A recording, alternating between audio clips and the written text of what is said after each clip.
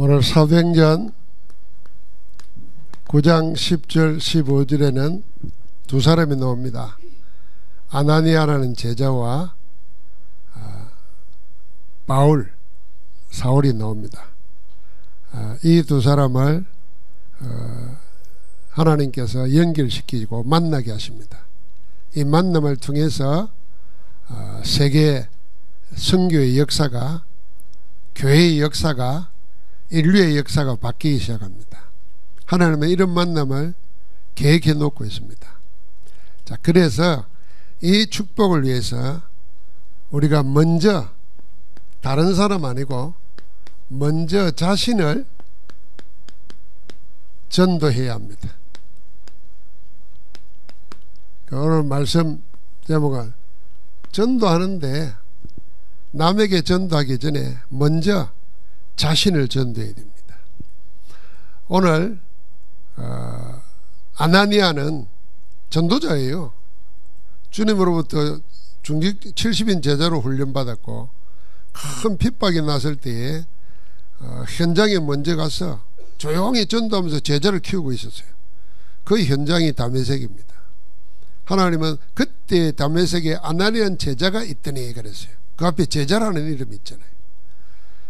그때 이스라엘과 임금들과 이방인들에게 복음 전하기 위해서 택한 그릇을 준비했는데 그 사람이 핍박자 바울이 그를 갖다 붙이는 겁니다. 그런데 하나님이 이 바울을 찾아가 만나기 전에 아나니아에게 먼저 아나니아의 생각을 바꿨어요. 아니 그 핍박자에게 우리가 왜 갑니까? 그랬는데 아니다. 그 핍박자가 아니고 나의 택한 그릇이라는 거예요. 아나니아가 그 말에 순종하는 겁니다. 사실은 아나니아는 하나님의 말씀 가지고 정확한 언약을 가지고 자기를 전도한 거예요. 나를 바꿨잖아요. 그 전도는 예수 믿지 않는 자가 예수 복음 듣고 예수를 그리스도로 영접하는 거잖아요. 나를 바꾸는 거예요.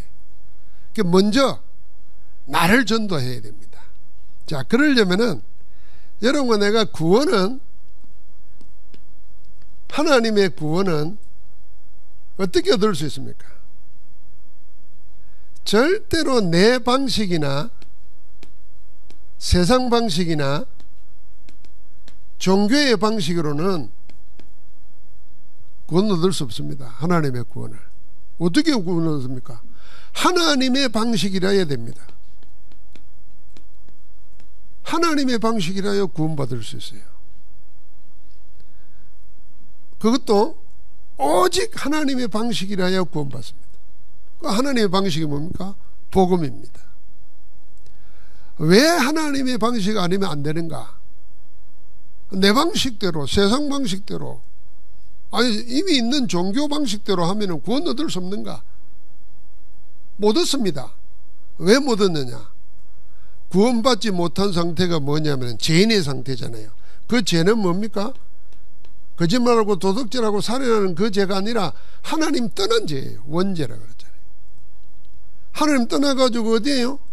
사단에게 사로잡혔어요. 아예 시작부터 이 죄를 지을 때 사단의 속임수에 속아가지고 죄를 짓고 하나님 떠난 거거든요. 그래서 죄와 사망의 법에 갇혔습니다. 그걸 보고 우리 쉬운 말로는 운명에 사로잡힌 겁니다. 바꿀 수 없고 벗어날 수 없다는 겁니다. 그러니까 저주재앙 올 수밖에 없어요. 이게 구원받기 이전의 상태입니다. 이 원죄, 이 죄, 이 사단, 이 지옥의 운명을 해결할 수 있는 것은 내 방식이 안 된다는 거예요. 세상 방식은 이거 해결하려고 합니까? 아예 생각도 안 합니다. 이게 해결 안 하고 출세하고 성공하려고 마지. 출세하고 성공하면 될 줄 알았더니 허무하잖아요. 그러니까 그때서 명상하면서 자기를 찾는다고 그럽니다. 자기 찾아봐야 여기에 묶인 상태라 안 되는 겁니다. 더 미궁을 헤매는 겁니다. 더 사단에게 속는 겁니다. 그것도 모르고 종교는 고상한 방식으로 가장 좋은 것을 가지고 벗어날 수 있다 생각합니다. 하나님의 방식이라야 됩니다. 이 하나님의 방식을 성경에 기록해 놓은 겁니다. 이 성경에 구원의 도리를 5가지 도리로 정리해놨어요. 이 칼빈의 5대 교리라고 합니다. 그러니까 우리 신학 공부하면은 그 앞자를 따가지고 이니셜을 따가지고 튜립이라 그래요. 튜립.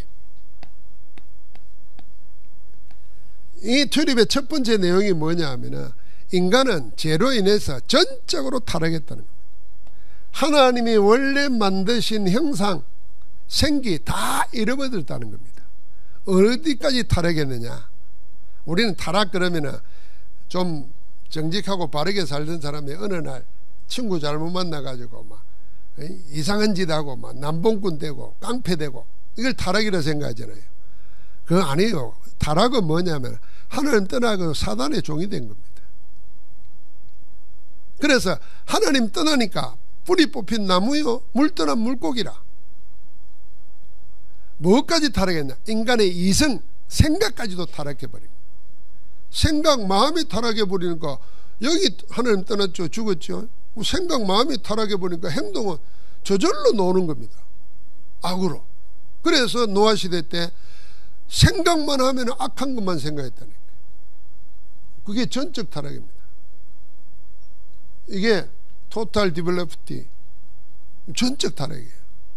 99.9%가 타락한 게 아니라 100% 다 타락해버립니다.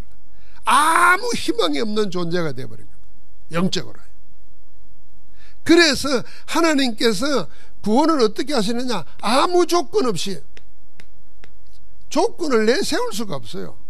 아무 조건 없이 하나님이 택정하시는 겁니다. 선택하신 겁니다. 누구를요? 여러분과 내가 그렇게 택함 받은 거예요. 구원받아야 되겠다, 착하게 살아야 되겠다, 그게 아니에요. 하나님이 아무 조건 없이. 이게 하나님의 전적인 사랑이에요. 하나님이 우리를 택해서, 내가 예수 믿는 데는 이유가 없어요. 하나님 입장에서 볼 때는. 우리는 다 이유 있어 왔잖아요. 병낫기에서 온 사람도 있고 뭐 좀 다르게 살아봐야 되겠다 생각해서 온 사람도 있지만 그거 다 아니에요. 하나님이 아무 조건 없이 택했어요. 이게 하나님의 은혜요 궁일이에요. 그래서 어떻게 합니까? 우리를 구속하시는데 모든 사람이 다 구원받는 것 같지만은 제한적 구속이에요. 이 말은 하나님이 구원받을 자를 구원하신다 그 말입니다.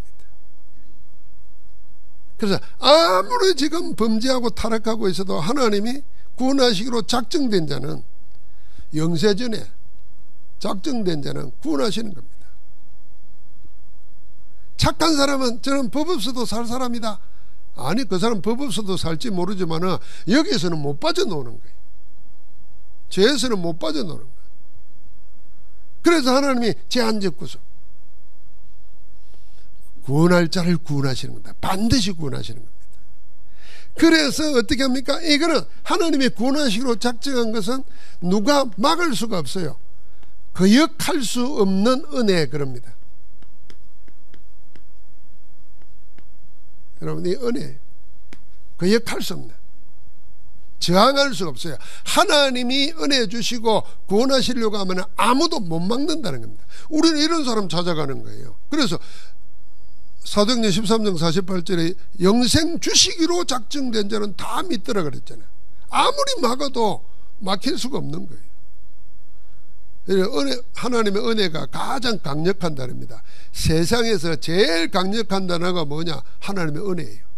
은혜 임하면 끝나는 겁니다. 그래서 우리가 은혜를 사모하는 거잖아요. 여러분과 내가 지금 이건 안 된다, 신앙생활 하는 사람도 그런 생각 속에 자리 잡습니다. 이건 안 바뀐다, 이건 어쩔 수 없다. 그 말이 다른 말로 무슨 말입니까? 이건 운명이다, 팔자다, 이 말입니다. 그게 불신앙이에요. 그걸 좀 고상한 말로 하면 그게 스스로 자기 한계를 짓는다는 겁니다. 하나님은 그렇지 않아요. 하나님은 하루가 천년 같고 천년이 하루 같으니까, 이 말은 무슨 말입니까? 무엇이든지 하실 수 있어요.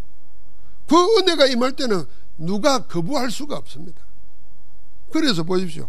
핍박하는데 앞장섰던 바울, 지금 살인 면허증을 받아가지고 예수 믿는 사람 잡아 죽이려고 지금 다메섹으로 가는 길목이었어요. 그런데 하나님이 빛으로 임하시니까, 그리스도가 빛으로 임하시니까 그 빛 앞에 감당 못하는 거예요. 못 막습니다. 그래서 우리가 늘 하나님의 은혜 주시는데 오늘이 그날이게 앞서서 이 마음으로 예배하고 이 마음으로 말씀 받고 기도하는 거예요. 그러면 하나님은 구원하신 자를 어떻게 합니까? 그걸 좀 어려운 말로 성도의 견인이라 그럽니다. 끝까지 책임지신다는 겁니다.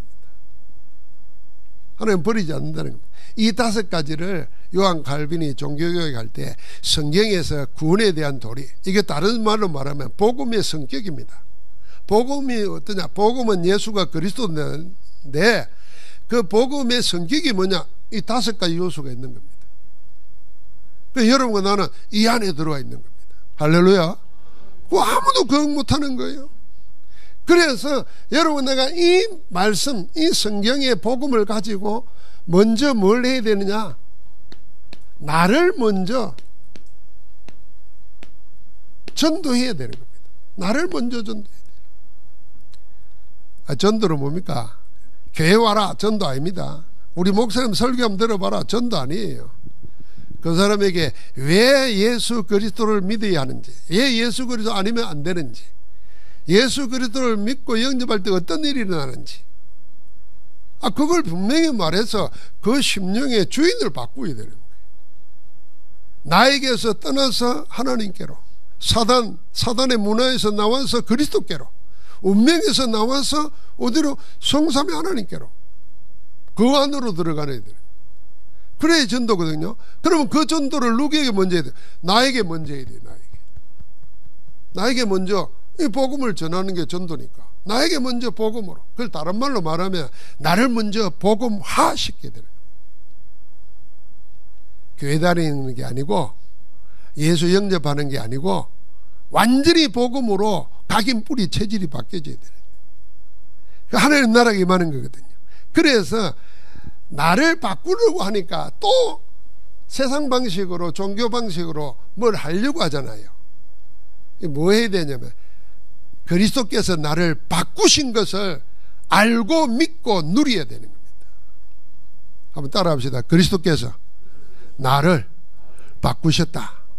네, 나를 바꿨는데 바뀐 나를 알아야 되는 거죠. 여러분, 내가 바뀌었다니까요. 사망에서 생명으로 옮겼느니라. 영생을 얻었고 심판에 이르지 아니하나니 과거, 현재, 미래 문제를 완전 해결해 버렸습니다. 그래서 그리스도 예수 안에 있으면 뭐라고요? 새로운 피조물이라. 이전 것은 지나갔으니 보라 새 것이 되었다. 하나님이 바꿔버렸다니까요. 나를 먼저 전도하려면 바뀐 나를 알아야 됩니다. 그래서 제일 먼저 나를 전도하기 위해서 뭐 해야 되냐?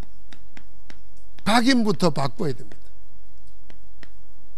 우리 속에 자리 잡고 있는 복음 알기 전에 다른 모든 것들 여기 다 들어갈 거예요. 내 방식, 세상 방식, 종교 방식, 그거 다 버리는 겁니다. 오늘 여기 보십시오. 사도행전 9장 15절에 바울은 빛으로 임하신 부활하신 그리스도를 만나고 난 다음에 완전히 자기를 바꿨습니다. 그리고 아나니아가 와서 그 집에 데려갔고 제자들과 함께 며칠 있는 동안에 완전히 바뀌어버렸습니다. 그리고는 사도행전 11장 25절 26절을 보니까 안디옥 교회에 와가지고 바나바와 함께 훈련받으면서 하나님이 하시는 역사를 봅니다. 하나님이 하시는 전도를 봐요. 이게 뭐가 바뀌는가? 뿌리가 바뀌는 겁니다. 하나님이 거역할 수 없는 은혜로 그를 부르셨습니다. 각기를 바뀐 거예요. 이제는 핍박자가 아니라 구원받은 복음 전도자로 바뀐 겁니다. 뿌리가 바뀐 거예요. 뭘로요? 훈련을 통해서. 뭘 보고요? 안디옥 교회에서 하나님이 하시는 역사를 봤잖아요. 개척교회인데 큰 무리가 모이고 제자들이 일어나고 나중에는 온 동네 사람들은 야, 저 사람들은 그리스도의 사람이다 이렇게 크리스찬이라고 부르기 시작하고 그때 처음이거든요. 뿌리 내린 거예요. 훈련을 통해서. 그러니까 어떤 일이 생깁니까? 빌립보서 3장 1절부터 21절에 보니까 이전에 알던 모든 것을 다 배설물로 여기 해로 여긴다 그랬습니다. 왜? 예수 그리스도를 아는 지식이 가장 고상하기 때문이라. 그리스도 하나 알았기 때문에 다른 거 다 필요 없다는 겁니다. 이 답이 나온 겁니다. 여러분, 우리는 그리스도를 알고 나면은 자꾸 옛날 걸 붙잡아 가지고 그리스도를 위하여 쓰려고 그래요. 아이고, 큰일 납니다. 여러분, 우리 신분이 거지였다가 왕자로 바뀌었는데 거지 때 들고 다니는 깡통 들고 가면 어떻게 되겠어요? 거지 때 입던 옷 꺼내가지고 한 번씩 입어보면 어떻게 되겠어요? 안 되는 거잖아요. 그럴 수도 없습니다. 아니, 새 옷 사기만 해도 헌옷버리는데. 그래서 바울은 그 말이야. 내가 그리스도 알기 전에 알던 모든 것, 그게 다 배설물이고 독이다는 거예요. 그리스도 전부입니다. 이제는 뒤에 것은 다 잊어버리고 과거 다 버리고 표대를 향하여 다른 박질한다 그랬어요. 그리스도께서 위에서 부르신 상급을 위해서 달려간다 그랬습니다. 그래 분명히 정해졌어요. 그러고 나니까 나중에 뭐라 그럽니까?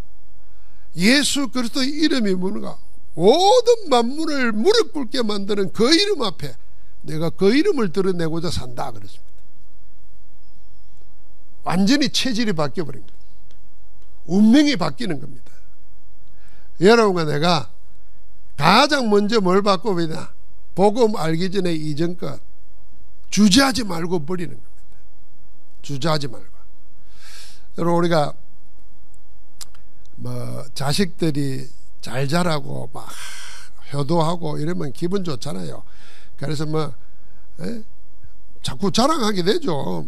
뭐 손주가 나도 자랑하게 되고 막 그러잖아요. 그런데 만약 그 반대로 한번 생각해보세요. 자식들이 잘못되고 우왕거리가 된다 그러면 그거 자체가 내가 처음 답답하죠. 나중에는 화가 나죠. 나중에는 어떻게 됩니까? 온갖 것 해도 안 되니까 못 견디지. 나도 모르게 상처가 생겨요. 그래서 우리가 심하면 아이고 저거 어디 나가 죽든지 내 눈앞에 안 보였으면 좋겠다 이런 생각 하잖아요. 근데 또 떠나고 나면 어떤 생각들 해요? 또 걱정되지. 이래고 저래도 걱정이야. 그러는 동안에 내 마음은 병들어가는 거예요. 요놈 때문에 내까지 요놈보다 더한 내가 되는 거예요. 어떻게 되면 해결해야 됩니다. 어떻게 해결하겠어요? 어떻게 해결합니까 여러분? 가슴에 안고 삽니까? 해결해야 돼요. 하나님께 맡겨야 됩니다. 아니면 용서해야 됩니다. 내가 기대하던가 다 내려놓고 그 상태 그대로를 인정해 줘야 돼요. 예를 들면 타락했다. 예배도 안 나오고 뭐 지 맘대로 산다. 처음에는 천불나죠. 장로님들은 뭐 모른 채 되죠. 목사 딸들이 그런다 생각해봐요. 아들 딸들이 뭐 어떻게 하겠습니까? 설교를 어떻게 하겠어요? 마음에 이런 마음 생기잖아요. 근데 그게요 더 관계를 멀어지게 해요. 그냥 인정해 줘야 돼요. 그대로 인정해야 내가 안 당합니다. 사단에게 안 속아요. 그대로 인정하고 기도해야 됩니다. 계속. 도저히 내 신앙은 그걸 인정 못하겠고 볼 때마다 막 천불 나는데 막 죽든지 말든지 내 할 소리를 해야 속이라도 풀릴까? 안 풀립니다. 그거 하고 나면 더 속상하는데 그거 어떻게 해? 아예 용서하고 기도도 안 되겠거든. 없는 것으로 쳐라. 없는 것으로 쳐라. 어찌 없는 것으로 칩니까? 그럼 어쩔 겁니까? 붙잡고 그냥 같이 병들어 죽을 겁니까? 용서하고 기도도 안 되고 없애지 못하고 그럼 어쩌자는 거예요? 당하는 겁니다. 그래서 여러분 내가 자꾸 세상적으로 생각하지 말라니까요. 내 속에 자녀에 대한 가족에 대한 뭐 사랑하는 사람들에 대한 기대 그런 가지고 있던 가기를 싹 바꿔버려야 돼. 오히려 하나님의 성령이 나와 함께 하시니까 내가 저를 위해서 기도해야 되겠다. 내가 저 있는 상태를 놓고 계속 하나님께 기도하는 거다. 그렇게 바꿔버려야 돼요. 그래야 복음이 먼저 내 속에서 살아 역사해야 된다는 거예요. 하나님 주신 평안이 있다는 거예요. 여러분 우리 연세든 어른들 그 자녀들 때문에 서운한 마음 그런 거 가지지 마세요. 그거 가질 필요 없어요. 그 옛날 사람들 복음 없는 사람도 다 그런 말 하잖아요. 다 지복이지 그러잖아요. 지복이지 하고 넘어가잖아요. 그렇게 생각하고 우리는 기도 계속 하는 거예요. 두 번째는 본질을 바꾸는 겁니다. 이 본질은 우리가 못 바꿨습니다. 누가요? 예수께서 그리스도로 오셔서 우리의 뭘 바꿔놨나? 본질을 바꿔버렸습니다. 본질을. 그게 뭐였습니까? 세 가지 바꾼 겁니다. 나에게서 해방해서 우리를 그리스도께로, 성삼위 하나님께로 우리를 인도하신 거예요. 이 나가 뭡니까? 창세기 3장 6장 9장 11장 세 가지 사건, 원죄 에덴 동산 사건, 노아 홍수 사건, 바벨탑 사건. 그 내용은 뭡니까? 다 하나님 떠나고 사단을 붙잡고 사는 나 중심, 내 육신 중심, 내 성공 중심, 거기에서 빠져나와야 됩니다. 이게 본질 바뀌는 거죠. 그 다음에 뭡니까? 사단과 사단의 문화에서 빠져나와야 됩니다. 우리가 여기서 살았습니다. 그게 사도행전 13장 16장 19장입니다 자, 하나님 없이 나의 힘으로 살고 하니까 사실은 네피림이라. 그러니까 어디로 갑니까? 그 속한 곳으로 갑니다. 그게 무당 찾고 점치고 구다는 거예요. 지난주에 제가 말씀드렸지 않습니까? 기독교인이 55% 정도가 점, 굿, 택일, 사주팔자 괜찮다 이렇게 생각한다는 거예요. 제가 한 게 아니라 한국의 유명한 데이터 연구소에서 연구해가지고 해놓은 이야기예요. 그러니까 영적인 것은 하나도 모르는 거예요. 점쳐도 괜찮아. 여러분 우리가 정말 성령 안에서 살면 점칠 이유가 없어요. 점을 왜 칩니까? 미래가 걱정되고 불안하니까 점치는 거 아닙니까? 성삼위 하나님이 지금 나와 함께하는 사실을 말씀과 기도와 응답 누리고 살면 점칠 이유가 뭐 있습니까? 미래에 두려워할 이유가 뭐야? 가면 갈수록 나중보다 지금보다 나중이 더 좋아질 건데, 그게 성경의 역사 아닙니까? 왜 점을 칩니까? 왜 구두를 합니까? 귀신 들은 사람 찾아가서 무당한테 성령 충만 받으라고 말하는데, 권능을 받고 딴 것까지 정인된다고 하는데, 그러니까 하나님의 말씀은 안 믿고 자꾸 세상으로 믿으니까 그 자체가 불신앙이요 죄요, 우상숭배라. 그게 세상 문화라니까. 여기에서부터 나와서 모든 문제 해결하는 글속계로 생명으로 인도하신 겁니다. 이제 우리를 어떻게 해줘? 운명에서 그럴 필요가 없도록 우리를 성삼위 하나님이 우리와 함께 하시죠. 우리와 함께 하면서 우리를 인도하고 우리 가운데 능력으로 역사하시면서 하나님 나라를 이루려는 겁니다. 본질이 바뀌었다는 것을 아는 겁니다. 그래서 사도 바울은 로마서 7장 24절 25절 8장 1절 2절 보니까 나는 원하는 선은 않지 않고 원치 않는 자꾸 제 악으로 간다. 내 속에 또 다른 내가 있다는 겁니다. 오라 나는 공고한 사람이다. 누가 이 사망의 몸에서 나를 건져내라 탄식했습니다. 자기 속에 자기 아닌 다른 나가 끌고 가는 걸 본 거죠. 정확히 보면서 답을 얻었습니다. 그러나 그리스도 예수 안에 있는 자에게는 결코 정죄함이 없나니 생명의 성령의 법이 죄와 사망의 법에서 너를 해방하였느니라. 확실한 본질을 발견한 겁니다. 깨달은 거예요. 내가 하지 못하는 나를 하나님의 성령께서 나를 이끄신다. 여러분 나를 믿어야 됩니다. 그게 나를 먼저 준다는 겁니다. 세 번째는 뭡니까? 그 하나님의 권능 속으로 들어가는 겁니다. 하나님의 능력 속으로 내가 들어가는 거예요. 하나님의 능력 속으로 우리가 어떻게 들어갑니까? 오늘 바울을 통해서 계속 이야기하니까요.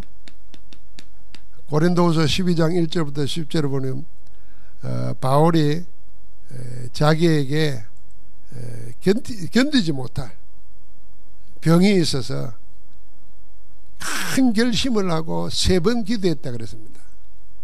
생을 건 기도를 이 병 때문에 3번 집중해서 기도한 겁니다. 그런데 그 병이 낫지 않았어요. 그 병이 안 낫는데 하나님의 말씀을 응답받았어요. 내 은혜가 내게 족하다. 여러분, 병 낫게 해달라고, 이 병이 떠나도록 해달라고 기도하는데 하나님이 병 네 언제 나을 거다. 아니 네 나았다.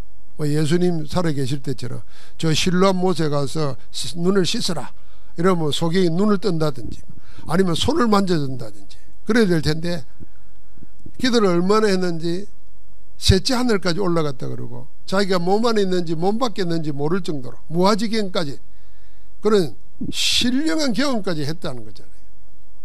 그런데도 병이 낫는 게 아니고 하나님 응답이 뭐냐면 내 은혜가 네게 족하다 그랬어요. 여러분 나갔다고 뭐 말입니까? 이게 막 병을 낫게 해주든지 뭐 의사를 보내주든지 뭐 어디 가서 뭐 저 산에 올라가면 옹달샘 옆에 뭐가 있다 그거 캐 먹어라 이러든지 해야지. 내 은혜가 내게 족하다 뭔 말입니까? 네가 지금 니는 죽을 병같이 니는 힘들지. 저는 그렇게 해석해요.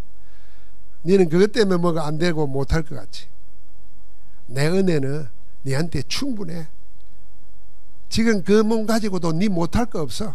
니 하고 싶은 건 마음껏 해. 그 병이 너를 어떻게 하지 못해. 너를 통해서 내가 하고자 하는 일을 네 병이 어떻게 하지 못해. 성경학자들은 이 바울의 병이 뭐였을까, 떠나지 않는 병이 뭐였을까, 그 할 때 지독한 안질이었다 이렇게 말하는 사람도 있고, 이 해결이 안 되는 거 보니까 간질이었다 이렇게 말하는 사람도 있어요. 어쨌든 그 병 때문에 고통당하고 어려움 당했던 거예요. 그런데 그 이후로 바울은 한 번도 병에 대해서 기도한 적이 없어요. 왜요? 병 가지고도 병 없는 사람보다 더 큰 일을 하는데 뭐 문제가 됩니까? 그게 내 은혜가 내게 족하다는 거예요. 하나님의 은혜는 모자라지 않습니다, 여러분. 지금 여러분과 나에게 있는 하나님의 은혜는 모자라지 않아요. 그래서 은혜를 붙잡아야 됩니다. 은혜를 키워야 돼요. 은혜를 붙잡고 은혜를 키워야 됩니다. 그래서 하나님의 능력 속으로 들어가는데, 이 하나님의 능력 안에서 우리가 뭐 해야 되냐? 자, 절대 불가능인, 우리 상황은 절대 불가능이에요. 하나님은 절대 가능해요. 전능하신 분이니까. 그런데 언제 절대 불가능한 것이 하나님의 절대 가능으로 내게 일어나냐거든요. 언제일까요? 그게 하나님의 나를 향한 절대 계획을 발견할 그때입니다. 그때 절대 가능이 일어나는 거예요. 자, 우리 렘넌트 7명 이야기 보십시오. 요셉은 노예로 팔려갔습니다. 근데 노예가 그 인생을 망하게 못했어요. 왜요? 노예로 간다. 절대 불가능했죠. 꿈하고는 관계없는 이야기잖아요. 그런데 하나님은 절대 가능을 염두에 두고 있어요.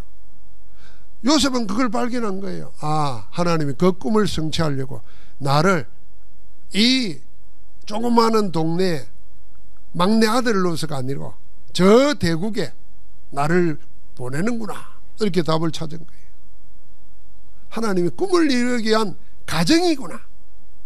이게 전부가 아니고, 지금 내가 노예로 팔려가는 게 이게 끝이 아니고, 하나님이 내게 주신 그 꿈을 성취하기 위한 가정이구나. 그걸 잡은 거예요. 그러니까 노예된 그게 요셉의 생을 망하게 못했잖아요.